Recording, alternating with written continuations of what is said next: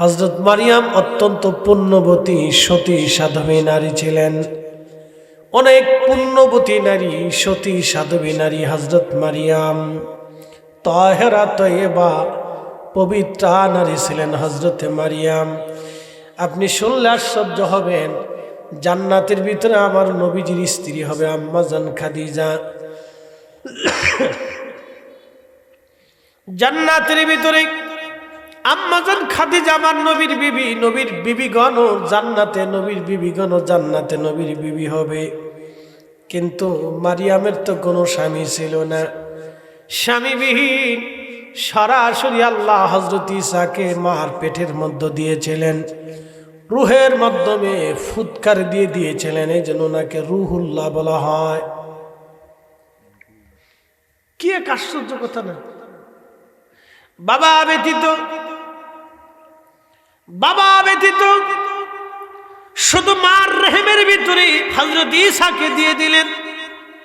এজন্য দেখবেন খ্রিস্টানরা কিন্তু বাবার পরিচয় বড় হয় না, মার পরিচয় বড় হয়। মারাত্মক রহস্য। কিন্তু হযরত ঈসা রুহুল্লাহর কোনো বাবা ছিল না। মারিয়াম ছিলেন বাইতুল আকসার খাদেমা। হযরত জাকারিয়া আলাইহিস সালাম ছিলেন ওই মসজিদের ইমাম। মারিয়াম আলাইহিস সালামের বাবার নাম ছিল হযরত ইমরান আলাইহিস সালাম। ইমরান নবী ছিলেন, বাইতুল আকসার ইমাম ছিলেন হযরত ইমরান আলাইহিস সালাম। ইমরানের বিবির নাম ছিল হযরত হান্না আলাইহাস সালাম। পুণ্যবতী নারীর ৮০ বছর পর্যন্ত কোনো সন্তান হয় না। একদিন আল্লাহকে বলেন, রব যদি একটা সন্তান দিতা তাহলে তোমার এই মসজিদের খাদেম আমি বানাইতাম। আল্লাহ তার একটা সন্তান দিলেন, কিন্তু সন্তান জন্ম নেওয়ার পরে হান্না দেখলেন মেয়ে সন্তান হয়েছে। হযরত হান্না বলেন, রব্বি চাইলাম ছেলে, দিলাম মেয়ে, দিলাম মেয়ে। আল্লাহ ডাক দেয় বলেন, হান্না রে, কোন ক্ষেত্রে ছেলেদের থেকে মেয়েরা উত্তম হয়। একবার জোরে বলবেন কি মারহাবা। কোন নারী যদি ওলি হয় ৭ জন পুরুষ ওলির থেকে মর্যাদা বেশি হয়। একসাথে কোন আল্লাহু আকবার। আর কোন নারী যদি একবার বেশ্যা হয়, পতিতা হয়, বেহায়া হয়ে যায়, অসংখ্য পুরুষের চরিত্র নষ্ট করে দেয়। এই আস্তে করবেন না, জোরে বলেন।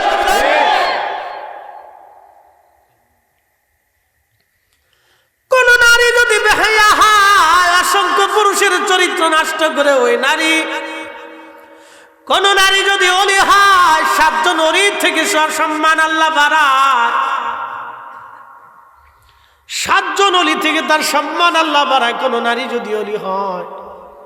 এই জন্য নারী যদি নারীর মতো হয়, নারীর সম্মান অনেক বেশি। হযরত হান্না সন্তানটাকে কোলে করে নিয়ে গেলেন বাইতুল আকসায়। নিয়ে যেয়ে বলেন, ও বাইতুল্লাহর ইমামরা, আমার স্বামী এই মসজিদের খতিব ছিলেন, ইমাম ছিলেন, তিনি ইন্তেকাল করেছেন। মারিয়াম যখন গর্ভে মার পেটে, তখন হযরত ইমরান ইন্তেকাল করলেন।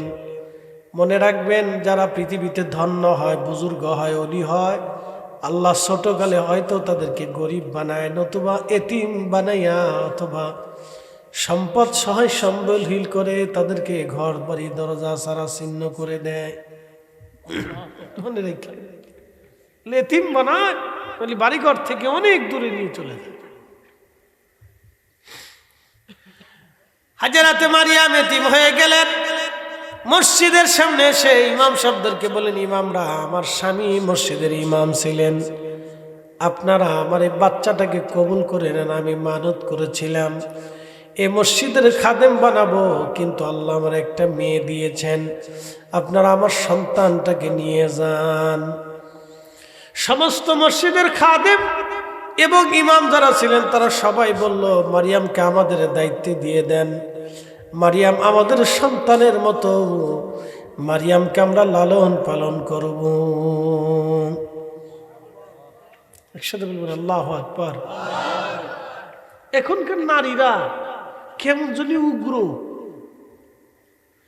এখনকার নারীরা এতটা উগ্র, কোন বাচ্চা এতিম হয়ে গেছে, পুরুষ দ্বিতীয় বিয়ে করছে, আগের ঘরের স্ত্রী মারা গেছে, তার সন্তান দুনিয়াতে আসছে, ছোট সন্তানটা আসছে দুনিয়াতে আসে। ওই পুরুষটা আরেকটা বিয়ে করছে, ঘরে আরেকটা মহিলা আনছে, কিন্তু এই মহিলা ওই ছোট বাচ্চাটারও দেখতে পারে না, মারে পিটায়। কি কথা কর না কেন? ওরা সুর আর কুত্তার সাথেও নিকৃষ্ট। কি কথা ঠিক আছে কিনা? হুজুর কুত্তার সাথে তুলনা দিবেন তো কুত্তা কবে আমার 14 পুরুষের কোনো রেকর্ড নেই। আমরা আমাদের বাচ্চাদেরকে হত্যা করি না, মারি না। এই মরি নারীরা যদি এতিম বাচ্চাদেরকে দেখেও লালন পালন করে যে আমি এতিম পালতেছি, তারপরও তো একটা মানসিকতার দরকার। আমরা মানসিকভাবে এতটা অসুস্থ একটা জাতি, ভাবলে আপনার গা শিহরে উঠবে। এত অসুস্থতা আমাদের ভিতরে ঢুকছে, ভাবলে কল্পনা করলে গা শিহরে উঠবে। শুধু অসুস্থতা, মানসিক অসুস্থতা, অনেক অসুস্থ, আত্মিক অসুস্থতা, মানসিক অসুস্থতা। এখন আত্মার অসুস্থতা বাংলাদেশে বেশি হয়ে গেছে, প্রচুর পরিমাণে আত্মার অসুস্থ রোগ বেশি, একবারে বেশি পরিমাণে আত্মার রোগী। মানুষের পয়সা হয়েছে, এখন সহমর্মিতা নাই। কি কথা ঠিক আছে না ভাই? টাকা হয়েছে, লেখাপড়া হয়েছে, কিন্তু শ্রদ্ধাবোধ নাই। টাকা হয়েছে, লেখাপড়া অনেক হয়েছে, কিন্তু আদব নাই। এটা রুহের খোরাক। আদব, সম্মান, শ্রদ্ধা, ভালোবাসা, সহমর্মিতা, সহানুভূতি, দয়া, এগুলো আত্মার খোরাক। এটা আত্মা থেকে আসে, এগুলো রুহের জিনিস। রুহানিয়ত মানুষের ভিতর থেকে ধ্বংস হয়ে যাচ্ছে। কথা কর না, ঠিক আছে কিনা? এই রুহানিয়ত ধ্বংস হয়ে যেতেছে, রুহানিয়ত নাই।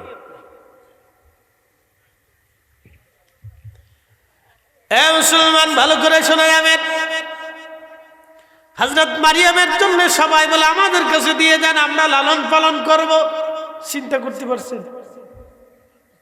আপনি যদি একটা বাচ্চা কোলে করে এসে বলেন যে বিবিরে একটা বাচ্চা পাইছি রাস্তায়, তুমি এটা লালন পালন করো, বউ কবে যে সর্বনাশ করে ফেলছো তুমি, আমি সংসারে থাকবোই না। কোথার থেকে আনছো দিয়েছো তুমি? কার বাচ্চা?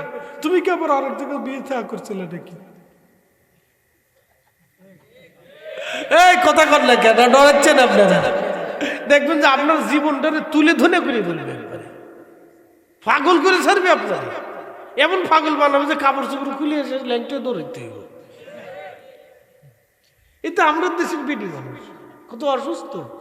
ওই যে বলছি রুহানিয়ত নাই, রুহের শক্তি ধ্বংস হয়ে গেছে, কিচ্ছু নেই।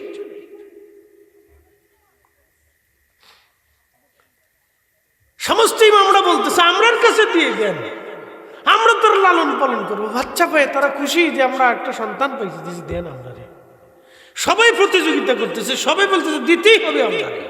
হযরত জাকারিয়া আলাইহিস সালাম বলতেছেন আমি তো তার আপন খালু, বাবার মতো, আপনি আমার বাচ্চাটা দিয়ে দেন, আমার অধিকার বেশি, আমি ওরে লালন পালন করবো আমার সন্তানের মতো, দিয়ে দেন। সবাই বদানুবাদ করতেছে, সবাই কারাকারি করতেছে। আল্লাহ ডাক দিয়ে বললেন জাকারিয়া তুমি এক কাজ করো, তোমরা যেই কলম দিয়ে তাওরাত লেখো, তখন তার সাফা মেশিন ছিল না, ছিল নি?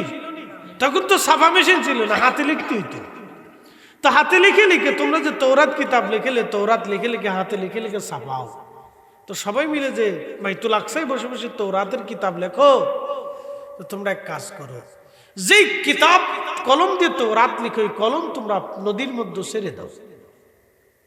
তো তৌরাত লেখার যে কলম ছিল এটা লোহা দিয়ে বানানো ছিল, বুঝছেন নি? লোহার তৈরি করা।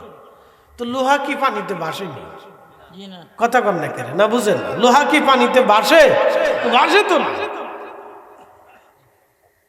আপনাদেরকে বলছি না, আমরা যে জগৎ, যেটা দুনিয়া দিয়ে দেখি, এই দেখার পরে আর একটা জগৎ আছে, এই জগতের খোঁজ আমাদের কাছে নাই। আল্লাহ ডাক দিলেন জাকারিয়া রে, তোমরা যে লোহার কলম দিয়ে তৌরাত শরীফ লেখো, ওই কলম তোমরা নদীর মধ্যে ছেড়ে দাও। যার কলম ভাসতে ভাসতে উজানে আসবে, তার কাছে আমি আল্লাহ মরিয়মের দায়িত্ব দিয়ে দিব। জোরে বলা যাবে কি মারহাবা? আচ্ছা, কলম, লোহার কলম ভাসেনি? ভাসে না। তারপরে উজানের দিকে আসতে থাকবে। এটা আর একটা জগৎ বাইরে। আমরা যে চোখ দিয়ে দুনিয়া দেখি, এই দেখার বাহিরে যে আরো কত কিছু আছে। ইয়া রাব্বি, আপনি দেখলে আশ্চর্য হবেন। এই জন্য আল্লাহ বলছেন, বান্দা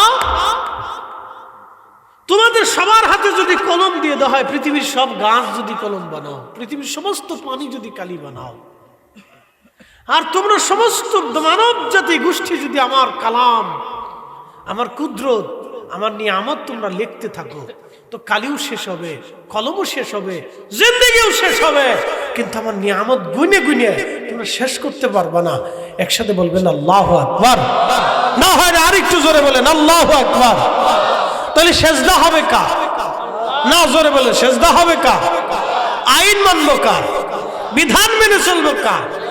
আল্লাহর আইন মেনে, বিধান মেনে, আল্লাহকে সেজদা দিয়ে আল্লাহকে খুশি করার জন্য নবীর তরিকার জীবন বাস্তবায়ন করাটাই আমাদের বুদ্ধিমানের কাজ। কথা ঠিক আছে কিনা মনে রেখে। কোনোদিনও গুনে গুনে শেষ করতে পারবেন না। আপনি যে মাটির নিচে উপরে বসে আছেন, এই মাটির নিচে কত রহস্য লুকানো আছে আপনি জানেন না। বিজ্ঞান কয়টা আর খুঁজে পেয়েছে? বিজ্ঞানের কি একবারে সব দিক দিয়ে চোখ আছে নাকি?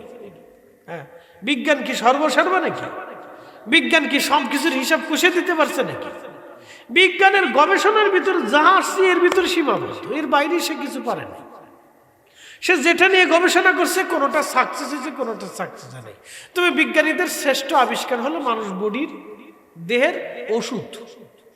মানব শরীরের ওষুধ হচ্ছে শ্রেষ্ঠ আবিষ্কার। যে পারমাণবিক বোমা সুমা বানা, ওটা কোনো আবিষ্কার না, ওটা হলো শতান। ওই বিজ্ঞানীরা ধৈর্য জুতা দিয়ে বাইরে দরকার ছিল, তুই এটা দুনিয়া বানাইছ কে? শতান কোথাকার, কি কথা কর না কেন? ওই বোমা নিয়ে এক একজন হেটামগিরি দেখাচ্ছে। হেটাম যার বোমা আছে হেঁটে পৃথিবীর হেটাম দেখাচ্ছে। কথা কই না, আমার কিন্তু আছে, তোর মাইনে দিবে। ওরে শতান কোথাকার।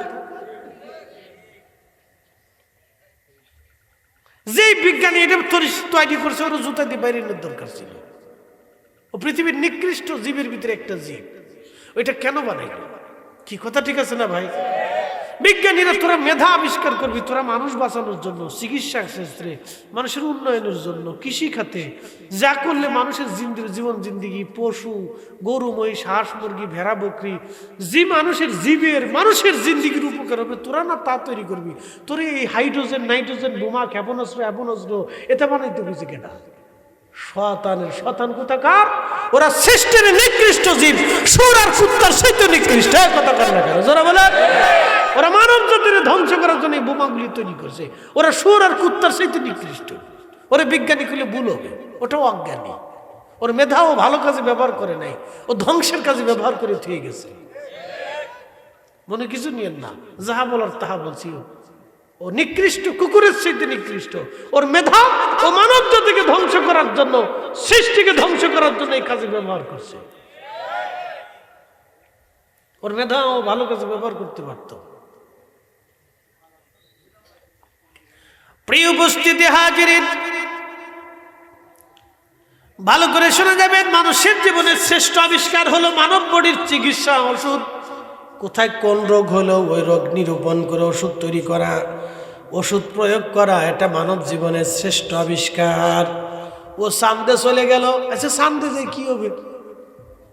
আচ্ছা আমার কন্ত ওই যে বেটা চাঁদে যেতে কদিন পর 9 বছর ওটা চাঁদে যায়, এটা সূর্যে যায়, এটা মঙ্গল গ্রহ যায়, ওটা যায় কি হবে? আমার বুঝান তো, এটা মানুষের কোনো আবিষ্কার না। এটা আবিষ্কার দিয়ে পৃথিবীর কোনো মানুষের উপকার হয় নাই। হয়েছে? হয় নাই। তুই একটা হয়েছে স্যাটেলাইট উৎক্ষেপণ করছে, এটা দিয়ে কতদূর মানুষের মোবাইল টিপতে পারে। তাও মাঝে মধ্যে শয়তানি এমন সিস্টেম করে যে মানুষের পাগল ছাগল করে বিক্রি বানাই দিচ্ছে। আমার এক মুসল্লি এসে কয়, হুজুর দোয়া করেন, ফুল আমার পাগল হয়ে গেছে। বয়স কত? কয় 6-7 বছর। 6-7 বছরের বাচ্চা পাগল কেন হলো? কয় মোবাইল চিপতে পাগল হয়ে গেছে। এই ফোলা পান মোবাইল চিপবি না, কিন্তু বাচ্চা কাচ্চারাতে কোনো মোবাইল দিবেন না। ও শিক্ষের ফেরে মরে গেলেও দিবেন না। ওরাতে ক্রিকেট দিয়ে দেন, ফুটবল দিয়ে দেন, খেলাধুলা দিয়ে দেন, পুতুল দিয়ে দেন, আরো যত আনুষঙ্গিক খেলার যন্ত্র আছে সব দেন, কিন্তু মোবাইল দিবেন না। হ্যাঁ, কি কথা কর না কেন? একবার ইউনিভার্সিটি যাওয়ার আগ পর্যন্ত কোনো ছেলে মেয়ের হাতে মোবাইল দিবেন না। দিবেন তো শেষ, ওটা খাতেমা বিল শেষ, ওটা খায়ের বলা যাবে না। আর মোবাইলে মেয়ে রাতে দিলে তো কোনো কথাই নেই, ও সেটিং পুটিং এর জিন্দিগি শেষ হয়ে যাবে। না, আমি হাসা কথা বলতেছি, মন খারাপ করার কিছু নেই। যা বলার সেটা ডাইরেক্ট বলতেছি, সাচ্চা সাচ্চা কাচ্চা কাচ্চা। ও সেটিং ফেটিং এর দিন দিকে শেষ।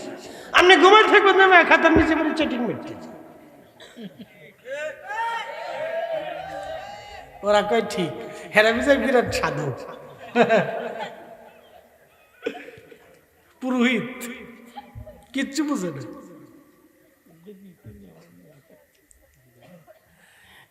ভাইরা আমার, হযরত মারিয়াম আলাইহিস সালাম পাওয়ার জন্য সাত বাইতুল আকসার ইমাম খতিব জানা ছিলেন, কলম তারা পানির মধ্যে ছেড়ে দিলেন। হযরত জাকারিয়া আলাইহিস সালামের কলম ভাসতে ভাসতে ভাসতে ভাসতে উজানের দিকে চলে আসলো। আল্লাহর পরীক্ষায় জাকারিয়া পাস, যান, আপনার হাতে মরিয়মের দায়িত্ব দিয়ে দেওয়া হলো।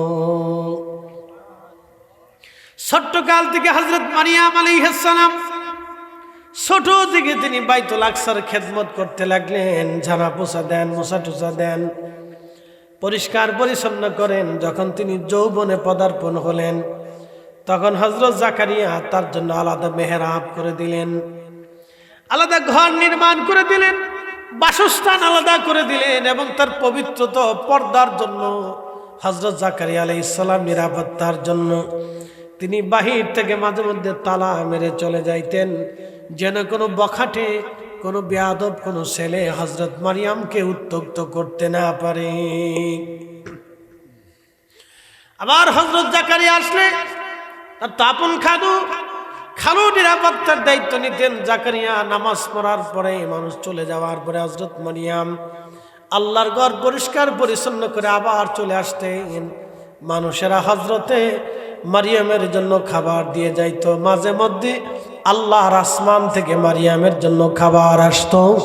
একবার জোরে বলা যাবে কে মারহাবা। একদিন হযরত জাকারিয়া মারিয়ামের হুজরা শরীফের ভিতরে ঢুকে দেখলেন অমৌসুমী ফল, যখন এখন তো আমের সিজন না, কাঁঠালের সিজন না, কিন্তু যায় দেখতেছে কারি কারি আম, কারি কারি কাঁঠাল।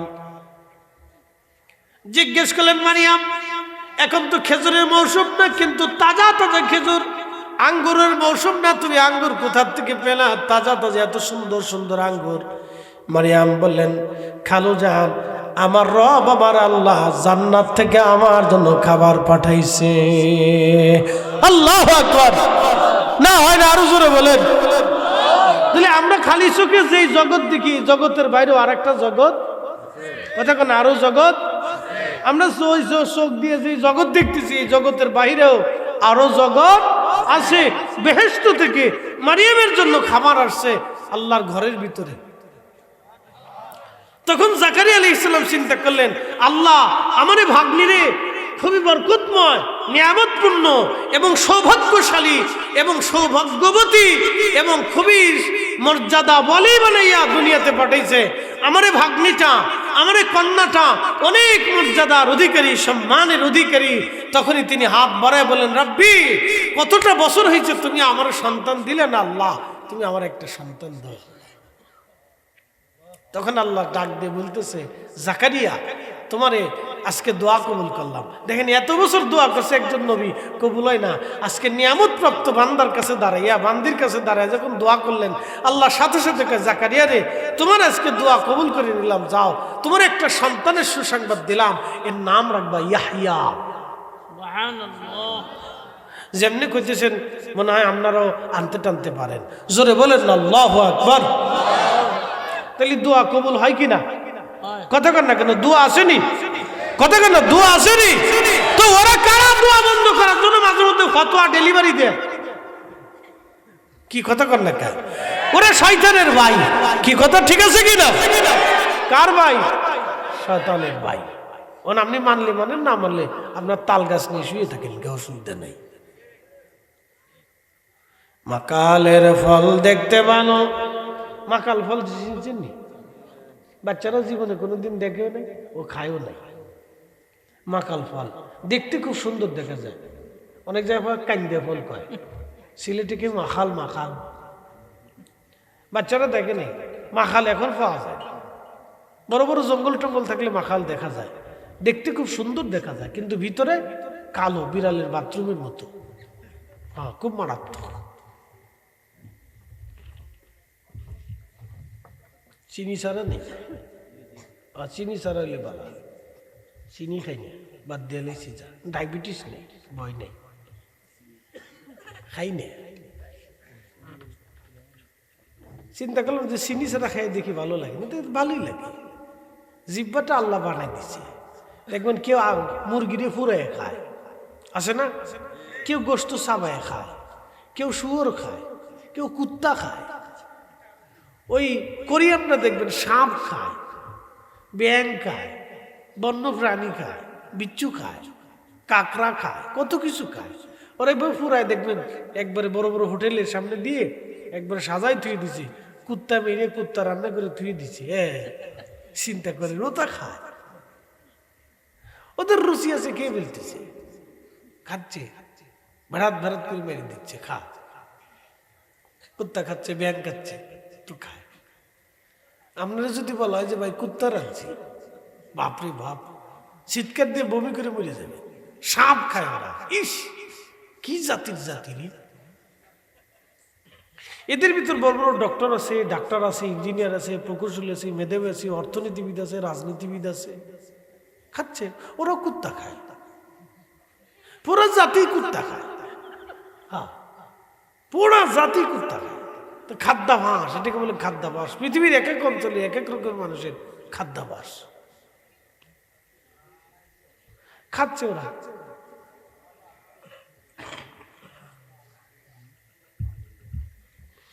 প্রিয় উপস্থিতি হাজিরিন, হযরত মারিয়াম আলাইহিস সালাতু ওয়াস সালাম ওই ঘরের ভিতরে থাকেন বহুদিন। হঠাৎ করে একদিন মারিয়াম আলাইহিস সালাম হুজরা মুবারকের ভিতর থেকে অন্দর মহলের দরজার মেন যে ওনার মানে বেডরুম, এই বেডরুম থেকে উনি ওনার আঙ্গিনায় আসবেন। এখন দেখতেছে ওনার সদর দরজার সামনে একজন সুদর্শন যুবক দাঁড়িয়ে আছে। হযরত মারিয়াম ভয় পেয়ে গেলেন, যুবককে তুমি আমার ঘরের মধ্যে তুমি আসছো, সাবধান, আমার কাছে আসবা না। পৃথিবীতে কোনো পুরুষ কোনোদিন আমার শরীর স্পর্শ পর্যন্ত করে নাই, আমাকে সাধারণ কোনো মানুষ দেখে নাই, তুমি কেন আমার ঘরের মধ্যে ঢুকছো? সুদর্শন পুরুষ ডাক দিয়ে বলল, মারিয়াম ভয় পাবেন না, আমি কোনো মানুষ না, আমি রুহুল কুদুস জিবরাইল আলাইহিস সালাতু ওয়াস সালাম, আমি আপনার কাছে এসেছি। একবার জোরে বলেন আল্লাহু আকবার। নূরের তৈরি ফেরেশতা যুবকের আকৃতি নিয়া মানুষের বেশে হযরতে মারিয়ামের সামনে দাঁড়ায় গেলেন। মারিয়াম ডাক দিলেন, রুহুল কুদুস জিবরাইল, কি জন্য আপনি আমার কাছে আসছেন? বলে আল্লাহ পাঠিয়েছে। বলে রব্বুল আলামিন কেন আপনাকে আমার কাছে পাঠালেন? বলে একটা পবিত্র সন্তান দেওয়ার জন্য আসি, পবিত্র সন্তান। মারহাবা, আরো জোরে, আরো জোরে, বুঝাইছি, জোরে বলে, জোরে। কি সন্তান? পবিত্র। জোরে বলেন, কি সন্তান? আরো জোরে বলেন। ঈসা রুহুল্লাহ যদি পবিত্র হয় তাহলে আমাদের নবী কি? পবিত্র, পাক। জোরে বলেন, আমাদের নবী কি? একসাথে বলেন। না না, মাসলা বুঝাইতেছি, জবাব দেন। জোরে বলেন, কি? পাক। আমাদের নবী কি? পাক। জোরে বলেন, নবী কি? নবী কি? নবী কি? নবী যদি পাক হয় তো রাসূলের আব্বা মানে কাফের কয় কারা? আমাদের দেশে বুকে হাত দিয়ে নামাজ পড়ে ওরা কে নবীর আব্বা আম্মা কাফের ছিল, জাহান্নামী। বাইরে জুতা দিয়ে বাইরে এলেও হকা দেয়। যদি 3 বেলা জুতা দিয়ে বাইরে, সিরা জুতা দিয়েও বাইরে তাও হকা দেয়। জুতা দিয়ে বাইরে এলেও হকা দেয়, সিরা জুতা দিয়ে পিটিলেও হকা দেয় না। ওরা মুসলমান কয় কেনা? শতান কোথাকার। আল্লাহ বলছেন, ইন্নামাল মুশরিকুনা নাজাসুন। কুফরির কারণে প্রত্যেকটা ব্যক্তি যারা কুফরি করে তারা নাপাক থাকে। যত সময় তারা কুফরি করে তত সময় তাদের শরীর নাপাক হয়ে থাকে, অপবিত্র থাকে। কুফরের কারণে শরীর নাফাক হয়ে যায়। কি করে একজন শ্রেষ্ঠতম নবীর মা প্রতিমার সামনে, পাথরের সামনে, সূর্যের সামনে মাথা নত করে পড়ে থাকবে? বলেন তো কি জন্য থাকবে? সেই মায়ের মাধ্যম দিয়ে রসুলকে দুনিয়াতে আনবে। আল্লাহর কি অভাব পড়ে গেছে? শয়তান কি কথা বলতেছে? রসুলের আব্বা আম্মা মুশরিক ছিল, কাফের ছিল, তারা জাহান্নামে চলে গেছে।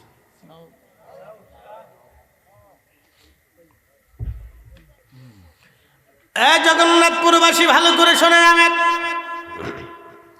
জিবরিল ডাকতে বলেন, পবিত্র সন্তান দেওয়ার জন্য আসছি। মারিয়াম আলাইহিস সালাম বললেন, বলো তো, দুনিয়ার কোন পুরুষ আমার সাথে বিয়ে বসে নাই, সন্তান কি করে হবে? দুনিয়ার কোন বেগানা পুরুষ আমাকে দেখেও নাই কোনোদিন, সন্তান কি করে হবে? দুনিয়ার কোন পুরুষ আমার শরীরে কখনো স্পর্শ পর্যন্ত করে নাই, সন্তান কি করে হবে আমার? জিবরিল বললেন, কুন ফায়াকুন, রব শুধু বলবেন হয়ে যাও, হয়ে যাবে। মারিয়াম আপনি হাঁ করেন। তিনি হাঁ করলেন। জিবরাইল আলাইহিস সালাম দূর থেকে ফু মারলেন। ওই ফুয়ের মাধ্যমে হযরতে ঈসা রূহুল্লাহ, তার পবিত্র রূহু মার পেটের মধ্যে চলে আসলেন। একবার আওয়াজ তুলে বলা যাবে কি আল্লাহু আকবার? নারা চিৎকার করে বলেন আল্লাহু আকবার। তাহলে কি বুঝলেন? আমরা চোখ দিয়ে যে জগৎ দেখি, জগৎ ছাড়াও আরো জগৎ আছে। চোখ দিয়ে যে জগৎ দেখি, সে জগৎ ছাড়া আরো জগৎ আছে। মার রেহেম ছাড়া, বাবার শরীরে নির্গত নির্যাস ছাড়া কোন নারী গর্ভবতী হতে পারে না। আল্লাহ ওয়াজ করছেন, সুম্মা জাআলা নাসলাহু মিন সুলালাতিন মিন মাইন মাহিন।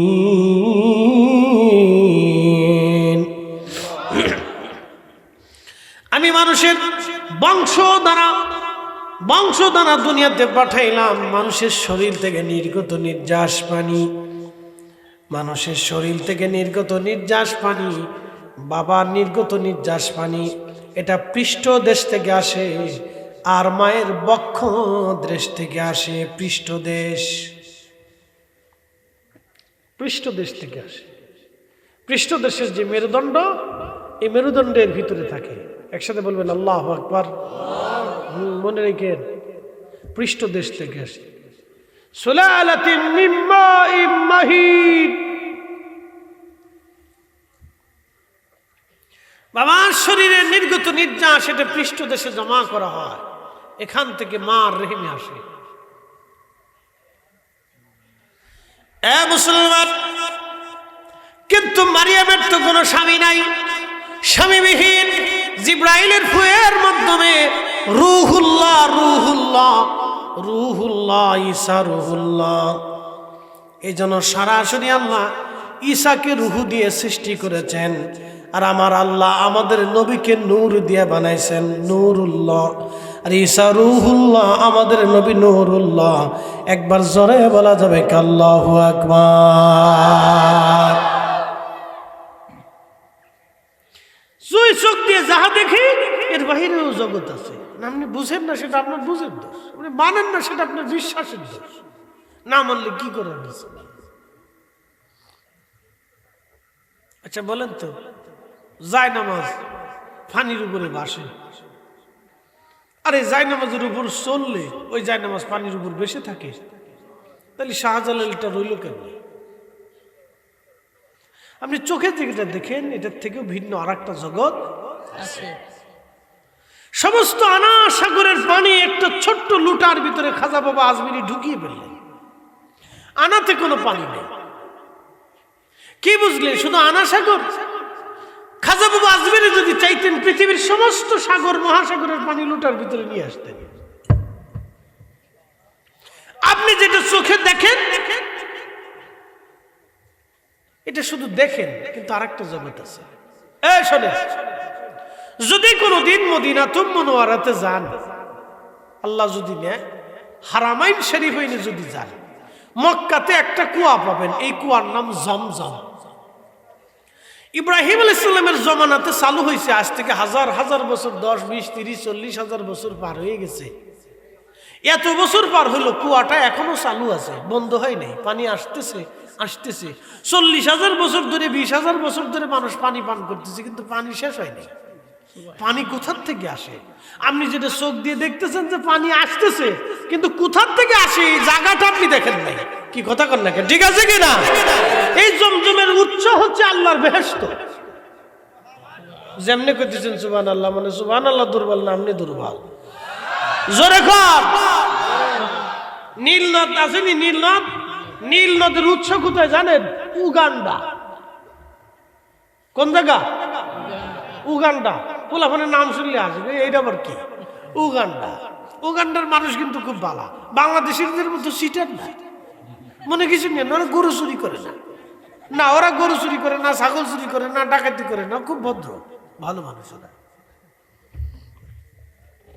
বাঙালিরা গরু চুরি করে, বাপরে বাপ কত যে গরু চুরি বাড়ছে এখন। মানুষ খালি আয় দোয়া করছে, দোয়া করেন, গরু চুরি লয়ে গেছে, চোরে লয়ে গেলে আর দোয়া আছে গেল আপনি তো লই তো গেছে। চোরে আর জীবনে গরু ফেরত দিত না। আমার মসজিদের গিরিল কাইটি আলমারি 3 তলা ভাঙিয়ে কয়েক লক্ষ টাকা নিয়ে গেছে। মুতল্লি সাহেবকে হুজুর দোয়া করে দেন চোরে যাতে টাকাটা ফেরত দেয়। যে চোরে এত গিরিল কাইটিয়ে টাকা নিছে, এই চোরের জীবনে জীবনে 23 চোরের চোর, আন্তর্জাতিক চোর। বুঝতে পারছেন? এটা বাঙালি খুদার ঘরের মসজিদের তালা কাইটিয়ে তারপরে ফ্যান চুরি করে, মাইক চুরি করে, টাকা চুরি করে নিয়েছে। এই চোরের যদি বাংলাদেশের অর্থমন্ত্রী বানাই দেন তো হয়ে গেছে কাজ।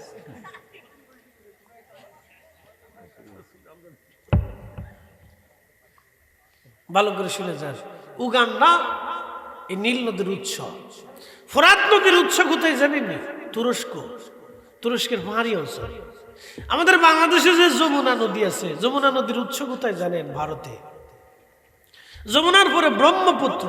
আমি সে ব্রহ্মপুত্রের চরের ভিতরে আসামে গুয়াহাটিতে মাহফিল করতে গেছিলাম, গত বছর করে আসছি। গত নির্বাচনের সময় গেছিলাম, বুঝছেন? গত নির্বাচন তো গত বছর নাকি হওয়া মনে হয়, তো যাই হোক আর কি, গত জানুয়ারিতে ছিলাম 7 তারিখে গুয়াহাটিতে মাহফিল করে আসছি। ব্রহ্মপুত্রের নদীর ভিতরে উৎস হচ্ছে ওই ভারতের পাহাড়ি অঞ্চল, ওখান থেকে ঝর্ণা টন্না থেকে বরফ টরফ গলে পানির উৎস এখান থেকে শুরু হয়েছে। কিন্তু এখন আপনাদেরকে বলি, পাহাড়ের ঝর্ণা আছে কিনা? নাই।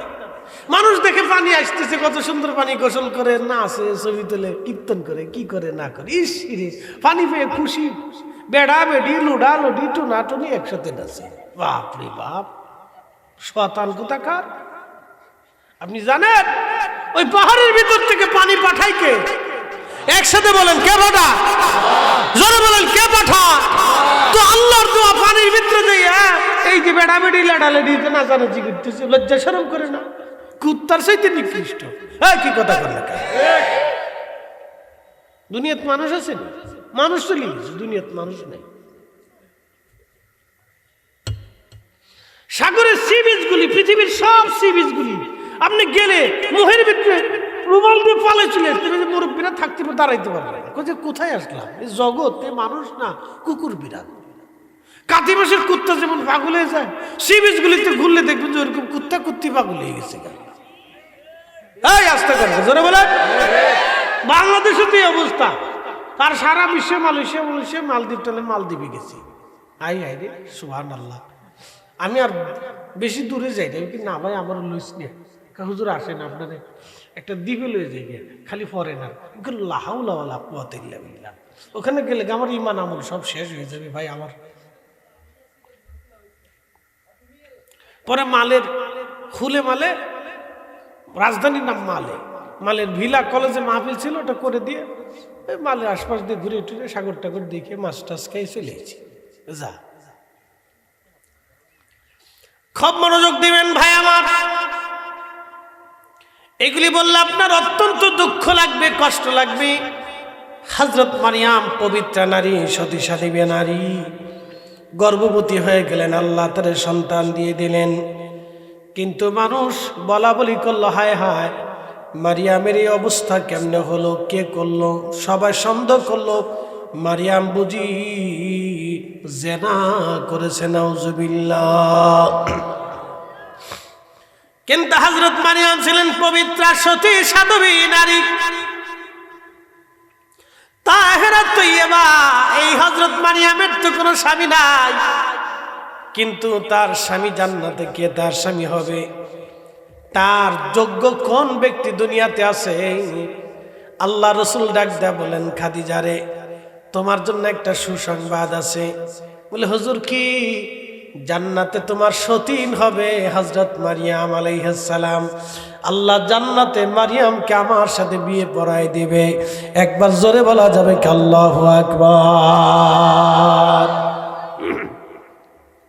তাহেরা তৈয়বা, আম্মাজান খাদিজাও তাহেরা তৈয়বা। আম্মাজান খাদিজা তাহেরা তৈয়বা, হযরত মারিয়াম তাহেরা তৈয়বা, হযরত মারিয়াম তাহেরা তৈয়বা। সতী সাধবী পবিত্রা নারী ছিলেন হযরত মারিয়াম ঈসা রুহুল্লাহর মা।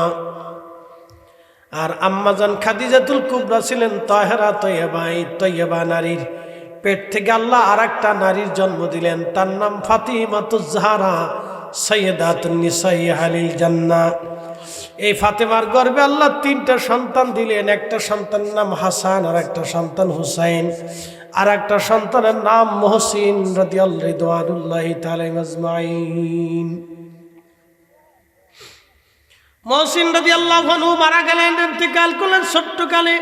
বেঁচে রইলেন হাসান আর হুসাইন। এই হাসান হুসাইন দুইজনের নসলে আল্লাহ আহলে বাইতে রসুল কিয়ামত পর্যন্ত টিকিয়ে রাখবেন।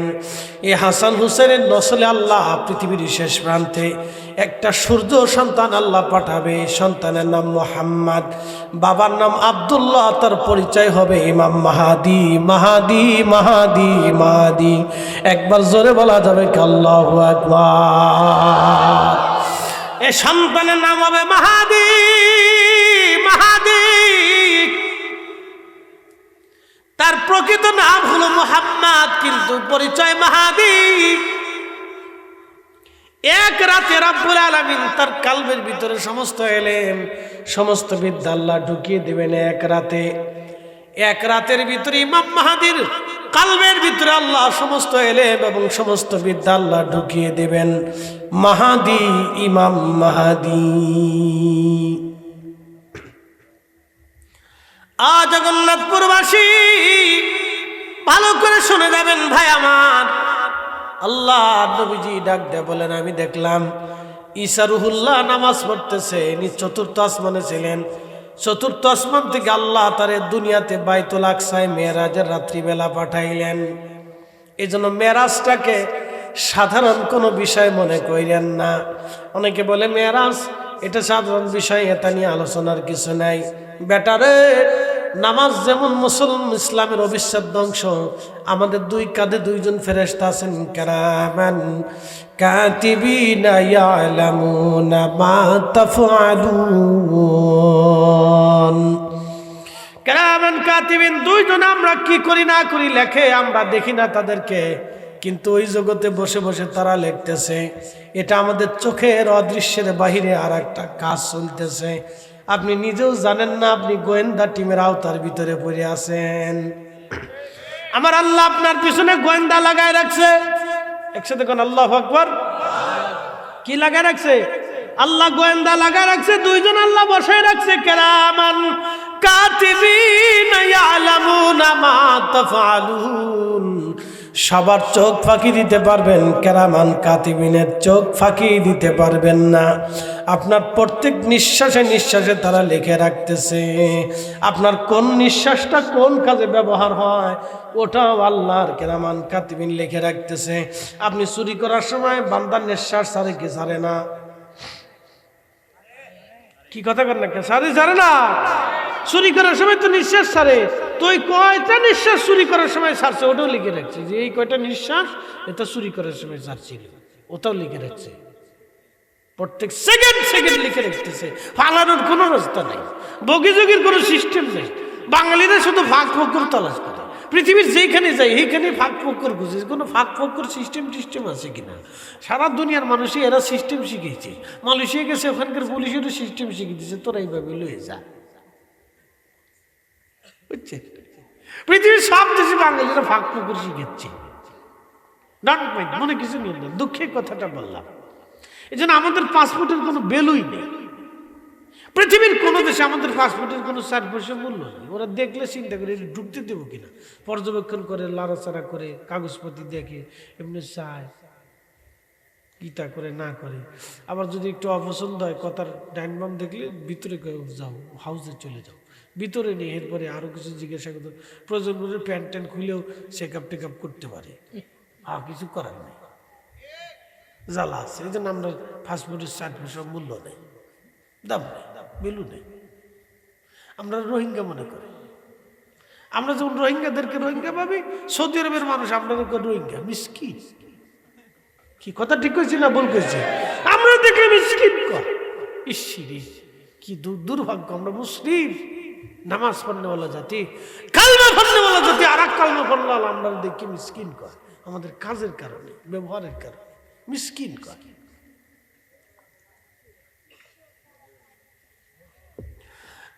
ভাইরা আমার, ভালো করে শোনেন, দুঃখের সাথে কথাগুলি বলছি আজ। বন্ধু আমার, প্রিয় নবী বললেন, আমি দেখলাম ঈসা রুহুল্লাহ নামাজ পড়ে, তার মানে 4র্থ আসমান থেকে তিনি বাইতুল আকসাতে আসলেন, আবার কিয়ামতের আগে দুনিয়াতে আসবেন। অর্থটা কি? তিনি জিন্দা আছেন। 4র্থ আসমান থেকে বাইতুল আকসাতে চলে আসলেন।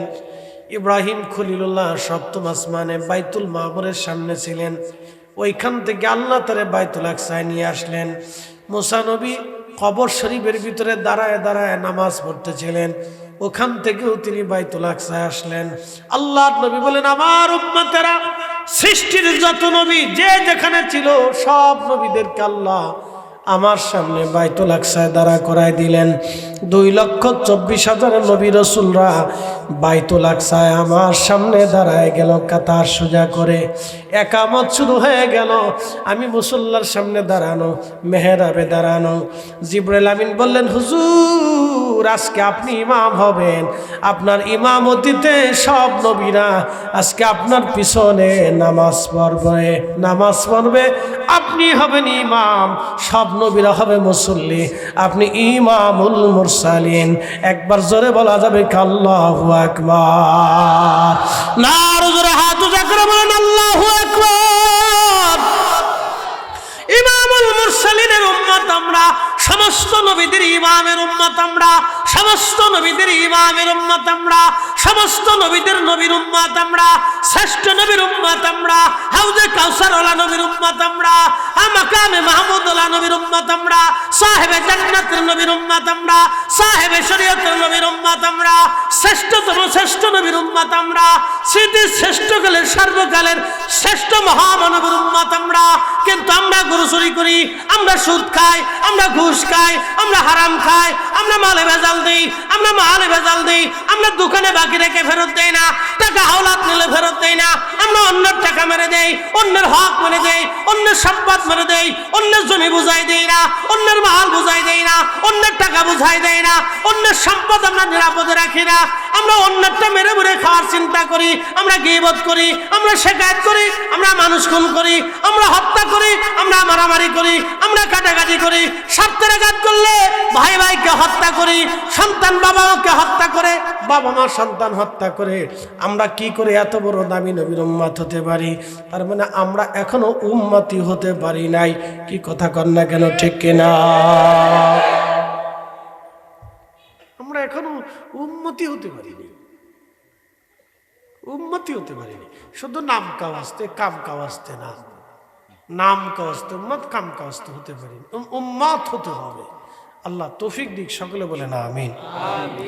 আমাদের ওয়াজ, কত ওয়াজ বাংলাদেশে হয়, এই যে রাত 1:30 বেজে গেছি প্রায়, আপনারা বসে আছেন এত রাত পর্যন্ত, কোনো বেড়া বসে থাকে? পৃথিবীর কোথাও এরকম থাকবে না। শুধু বাংলাদেশে, ভারতে, পাকিস্তানে 3টে দেশের মানুষ ওয়াজ শুনি, বসে বসে ওয়াজ শুনিয়ে শুনিয়ে শুনিয়ে শুনিয়ে শুনিয়ে শুনিয়ে সকালবেলা বিড়ি দুটো টান দিলেও ওয়াজ শেষ।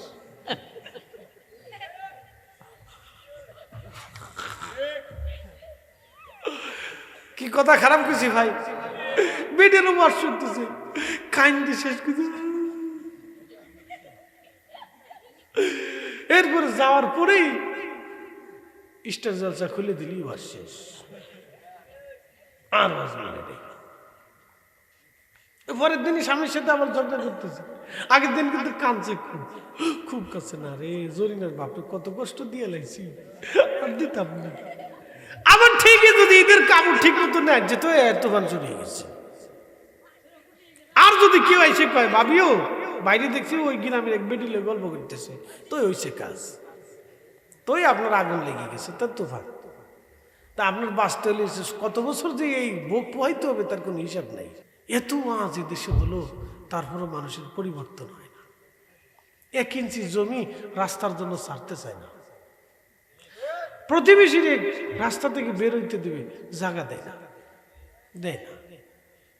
আহা, কি দেশে বাস করি ভাই, দুঃখে কার কাছে কথাগুলি বলবো।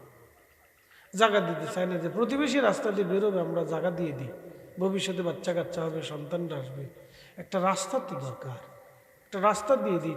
ওর থেকে 1 হাত জায়গা, এখান থেকে 1 হাত জায়গা দিয়ে দিই, আমরা একটা রাস্তা বানিয়ে দিই।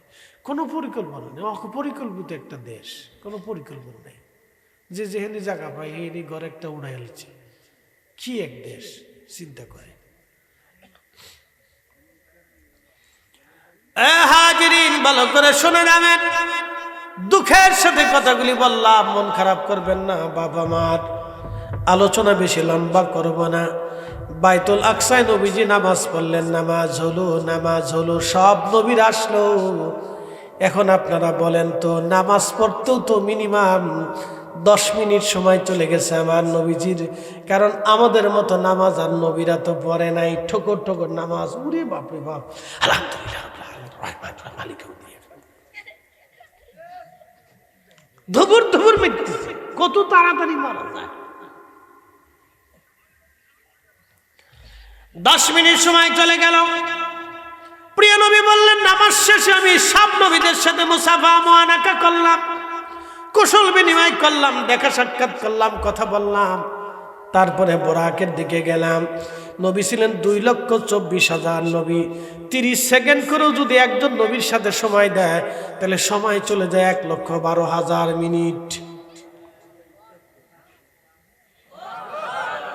জোরে না, জোরে জোরে বুঝাইতেছি, আরো জোরে। বাইতুল আকসাতেই তো 1,12,000 মিনিট চলে দেওয়ার কথা। 1,12,000 মিনিট 60 মিনিট দিয়ে ভাগ দেন, কত ঘন্টা খালি বাইতুল আকসাতেই চলে গেছে, হিসাব করেন। নবীজি জান্নাত জাহান্নাম থেকে 7 আসমান ঘুরে টুরে এসে দেখে, তখন অজুর পানি করায়। যারা মক্কাতে গেছেন বলেন তো, পানি দিয়ে অজু করলে কতটুকুন পর্যন্ত পানি করাবে বলেন তো? 2 সেকেন্ড, 4 সেকেন্ড, 5 সেকেন্ড সর্বোচ্চ। কারণ আরবের মাটি তো শুকনো, শুষ্ক মাটি, পানি পড়ার সাথে ওটা গিলে ফেলে দেয়, সেফাত করে ধরে নিয়ে চলে যায়। তো বেশি হলো কতটুকুন? 5 সেকেন্ড করাবে। তো 5 সেকেন্ডে কি করে মেরাজ হলো? নবীজি নামাজ পড়লেন, নবীদের সাথে কথা বললেন, দেখা করলেন, সিনা সাক করলেন। তারপরে প্রথম আসমানে গেলেন, আদম সফিউল্লাহর সাথে দেখা হলো, কথাবার্তা বললেন। দ্বিতীয় আসমানে, তৃতীয় আসমানে, চতুর্থ আসমানে, পঞ্চমে, ষষ্ঠে, সপ্তমে, সিদরাতুল মুনতাহা, বাইতুল মামুরে গেলেন, জান্নাতে গেলেন, জাহান্নাম ঘুরে ঘুরে দেখলেন, আরশে মুআল্লাতে যে আল্লাহর সাথে গল্প করলেন। মুসা আলাইহিস সালামের কাছে, আল্লাহর কাছ থেকে 50 ওয়াক্ত নামাজ নিয়ে ফিরে আসার সময় ষষ্ঠ আসমান থেকে মুসা আলাইহিস সালাম, হুজুর আপনার উম্মত পারতো না, আমার উম্মতই পড়ছে না ঠিক মতো, আপনার উম্মত পড়তো না। বলে কুমাই নিয়ে আসেন। বলে আবার গেছে 5 ওয়াক্ত, আবার গেছে 5 ওয়াক্ত, এইবার 9 বার আসা যাও দিয়া 5 ওয়াক্ত করে কুমায় 5 × 45 ওয়াক্ত কুমাই নিয়ে আসছে। সর্বশেষ 5 ওয়াক্ত আল্লাহ দিয়ে দিছে। মুসা কয়, হুজুর তাও পারতো না, আপনি আরো কুমাই নিয়ে আসেন। মুসা আলাইহিস সালামের কথা তো ঠিকই, উম্মত 5 ওয়াক্ত ঠিক মতো পড়ে না। এখানে বহু মুসল্লি আছে, খালি জুমাটা পরে কোন রকম, আর বাকি সপ্তাহে নামাজের কাছেও যায় না। কি কথা কর না, এটার নাম হচ্ছে বছরের নামাজ, সিজনারি নামাজ। আবার কেউ আছে বিআই নামাজ, কেউ আছে ঠেলার নামাজ, কেউ আছে রাজনৈতিক নামাজ, কেউ আছে বিপদের নামাজ। কেউ আছে পরীক্ষার নামাজ, পোলা মানে পরীক্ষা দিছে, রেজাল্ট সামনে সময় মাথার থেকে টুপি সরে না, খালি মসজিদের বারান্দা ছাড়ে না, খালি মসজিদের দৌড়াই যায়, আল্লাহ রেজাল্টটা যেন ভালো হয়, আল্লাহ কি কথা কর না, রেজাল্ট দেওয়ার পরের দিন তার টুপি নেই, শয়তানে হাসে কুমুরে সিটার, কুমুরে সিটার রে, তুই এরকম সিটারি করতে পারলি, রেজাল্ট শেষ, টুপি শেষ, নামাজও শেষ, না নামাজ শিখে না শেষ। এ তো হলো বাঙালি, মেড ইন বাংলাদেশ, খুব সালা, এরা খালি সুযোগ খুঁজে। আমি চিন্তা করতেছি কিয়ামতের মাঠে যে ওরা সুযোগ তালাশ করে কিনা, দেখি কোনো ফাঁক করা আছে কিনা, তা চলবে না। আল্লাহ কোরআনে ওয়াজ করছেন, ইয়াউমা ইয়াকুনুন নাসু কাল ফারাশিল মাবসুস।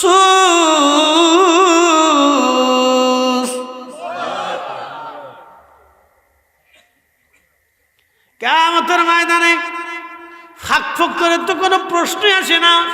আল্লাহ ডাক দিলেন, সেই দিন বিক্ষিপ্ত পতঙ্গের মতো মানুষ দৌড়াবে, পাগল পারা হয়ে যাবে, মানুষ পাগল পারা হয়ে যাবে। কঠিন, বড় কঠিন হবে সেই দিন, আহা বড় কঠিন হবে সেই দিন।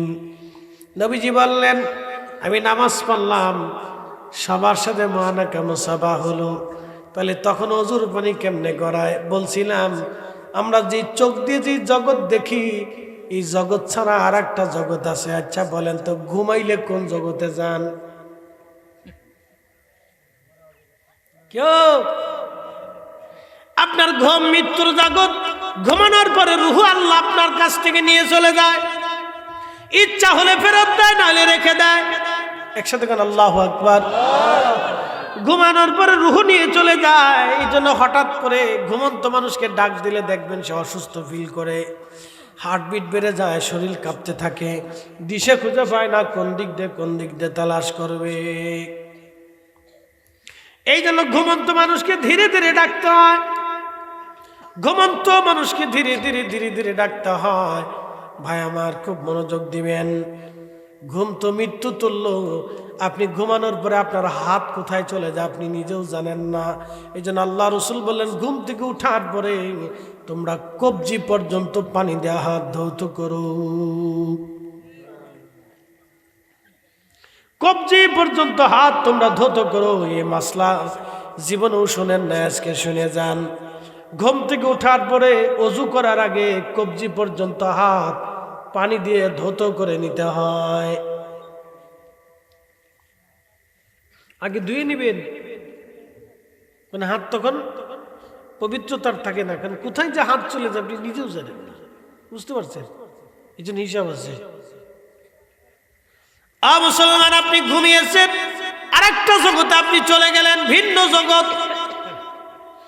আল্লাহ আপনাকে অন্য একটা জগতে নিয়ে চলে গেলেন। ও ভাইরা আমার, খুব মনোযোগ দেন। নবীজি বললেন, আমি মেরাজে রওনা দিলাম। তাহলে বুঝেন তো, ওই সময় নবীর মেরাজ হলো। বাকি সৃষ্টিগুলির কি অবস্থা হয়েছিল? বাকি সৃষ্টিগুলিকে আল্লাহ স্টপ করে দিলেন, সাগরের জায়গা সাগর রাখলেন, জমিনের জায়গা জমিন, আসমানের জায়গা আসমান। যে দাঁড়িয়ে ছিল সে দাঁড়িয়ে রইল, যে শুয়েছিল শুয়ে রইল, যে বসেছিল বসেই রইল, যে হাঁটতেছিল ওইভাবেই রইল, যে খাইতেছিল ওইভাবেই দাঁড়িয়েছিল বসেছিল, আল্লাহর চারা নাই। তামাম সৃষ্টিটাকে স্টপ করে দিই আল্লাহ তার নবীর মেরাজকে চালু রেখেছিলেন। একবার জোরে বলা যাবে আল্লাহু আকবার। আমরা সেই দামি নবীর উম্মত, আমরা সেই দামি নবীর উম্মত, কিন্তু কিছুই দিতে পারি নাই, কিচ্ছু সেই নবীকে আমরা দিতে পারি নাই। জগন্নাথপুরবাসী, সুনামগঞ্জবাসী ভালো করে সরে যাবেন। আহা, নবীজি বললেন, বাইতুল আকসা থেকে বের হয়ে আসলাম, আসার পরে একটা পাথর আমারে সালাম দিল, আসসালাতু ওয়াসসালামু আলাইকা ইয়া রাসূলুল্লাহ, আসসালাতু ওয়াসসালামু আলাইকা ইয়া হাবিবাল্লাহ। ডাক দিলাম, পাথর কি জন্য তুমি সালাম দাও? পাথর ডাক দে বলে, ইয়া নবী আল্লাহ, 1400 বছর ধরে আপনার অপেক্ষায় দাঁড়ানো আছি। কেন গো? বলে হুজুর আপনি মসজিদে আসবেন, মেরাজ হবে, সব নবীদের ইমামতিতে আপনি উরুস করবেন, বোরাকের পিঠে চড়ে আপনি যাবেন। হুজুর আমি পাথর আপনার কদমের ধুলাবালির আশায়, আমি পাথর আজ দাঁড়িয়ে আছি ধুলাবালির আশায়, ধুলাবালির আশায়। নবীজি ধুলাবালির আশায় আমি পাথর দাঁড়ানো, আবেদন মঞ্জুর। নবীজি কদম রাখতে যাবে পাথরে, আল্লাহ ডাক দিলেন, পাথরে মোমের মতো নরম হও, বন্ধুর যেন কোনো কষ্ট না হয়। নবীজি কদম রাখার সাথে সাথে পাথরের মধ্যে পা মোবারকের দাগ বসে গেল। সেই পাথর এখনো বাইতুল আকসাতে আছে, পাথর থেকে এখনো বেহেশতের সুঘ্রাণ আসতে থাকে, সেই পাথর থেকে এখনো সুঘ্রাণ আসে। হারামে যদি চলে যান, মাকাম ইব্রাহিম, সাইয়েদনা ইব্রাহিম আলাইহিস সালাম যে পাথরের উপরে কদম রেখে বাইতুল্লাহ গেঁথেছিলেন, সেই পাথরে ইব্রাহিম আলাইহিস সালামের পায়ের দাগ এখনো আছে। মাকাম ইব্রাহিমে দেখবেন কাবা শরীফের পাশে একটা ছোট্ট কাছের একবারে মেহরাবের মতো সুন্দর করে ডিজাইন করে একটা জায়গা বানিয়ে রাখা হয়েছে। ওই শক্ত মজবুত কাচের ভিতরেই হযরত ইব্রাহিম আলাইহিস সালামের সেই পা মোবারকের ছাপ, সেই পাথর এখনো আছে। হাজার হাজার বছর ধরে পাথর এখনো অক্ষত, আমার নবীজির পায়ের দাগের পাথর এখনো বাইতুল আকসায় অক্ষত, এখনো খুশবু আসে, আতর দেওয়া লাগে না, সুগন্ধি লাগানো লাগে না। আমার নবীজির পা মোবারকের সুগন্ধি এখনো নবীজির কদম মোবারক থেকে, সে পাথর থেকে বাইতুল আকসা থেকে এখনো আসে। এটাই আমার নবীর মহান মুজিজা। একবার জোরে বলা যাবে কি মারহাবা? ওরে বনের যত পশুগণ ভক্তি করতই দুই চরণ, মেঘমালা ছায়া দিত গায় গো নবীজি, কোন সাধনে পাইব তোমায়, কোন সাধনে পাইব তোমায় গো নবীজি, কাঙ্গালের দেখা দিবানি। একটা জবান বন্ধ থাকবে না, আওয়াজ ছেড়ে জবান তুলে সকলে বলি আল্লাহুম্মা সাল্লি আলা সাইয়্যিদিনা মাওলানা মুহাম্মদ আলা আলি সাইয়্যিদিনা। আওয়াজ তুলে জবান খুলে লা ইলাহা, জোরে জোরে লা ইলাহা, ও লা ইলাহা হাসবি রাব্বি জাল্লাল্লাহু মা ফি কলবি গায়রুল্লাহ, নূর মুহাম্মদ বলি নূর মুহাম্মদ, পড়ি লা ইলাহা ইল্লাল্লাহ, লা ইলাহা, লা ইলাহা। আওয়াজ তোলে আল্লাহ আল্লাহ আল্লাহ আল্লাহ আল্লাহ আল্লাহ আল্লাহ আল্লাহ আল্লাহ আল্লাহ আল্লাহ আল্লাহ আল্লাহ আল্লাহ আল্লাহ আল্লাহ।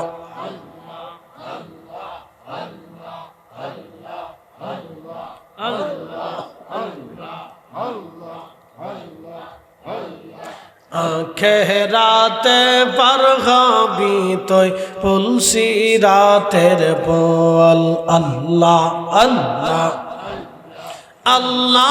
যেদিন কাজি গাবি জর্রা জর্রা হিসাব নিবে আল্লাহ, যেদিন কাজি হবি জর্রা জর্রা হিসাব নিবে আহা সেই দিন তোমার কে তরাবে সেই দিন তোমার কে তরাবে মুহাম্মদ রাসূল আখিরাতে পার হবি তুই পুলসিরাতের পোয়াল আল্লাহ আল্লাহ আল্লাহ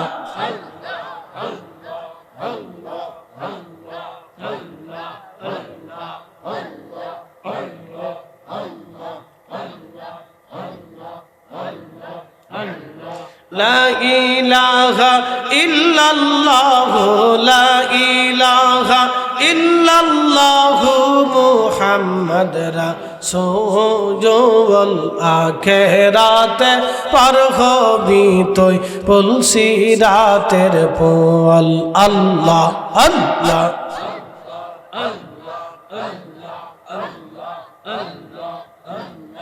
আল্লাহ যেই দিন কাহার খাবি নফসি নফসি সব বলবে আহা আল্লাহ যেই দিন কাহার খাবি নফসি নফসি সবে বলবে আহা সেই দিন তোমার কে তরাবে মুহাম্মদ রাসূল আখিরাতে পার হবি তুই পুলসিরাতের পোয়াল আল্লাহ আল্লাহ আল্লাহ আল্লাহ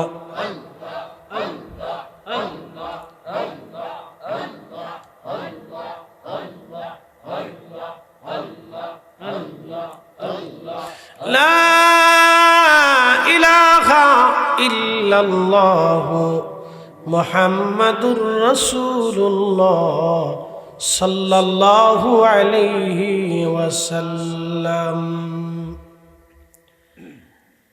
দীর্ঘ সময় নীতি দীর্ঘ আলোচনা আপনাদেরকে শোনাইলাম। আল্লাহ আপনারে আলোচনা শোনার এর উপরে আমল করার তৌফিক নসিব করুন, দোয়া করে বলেন আমিন। কথা বাড়াবো না। এই সাতা হাফিজিয়া মাদ্রাসা আমাদের জন্য একটা আমানত। কোরআন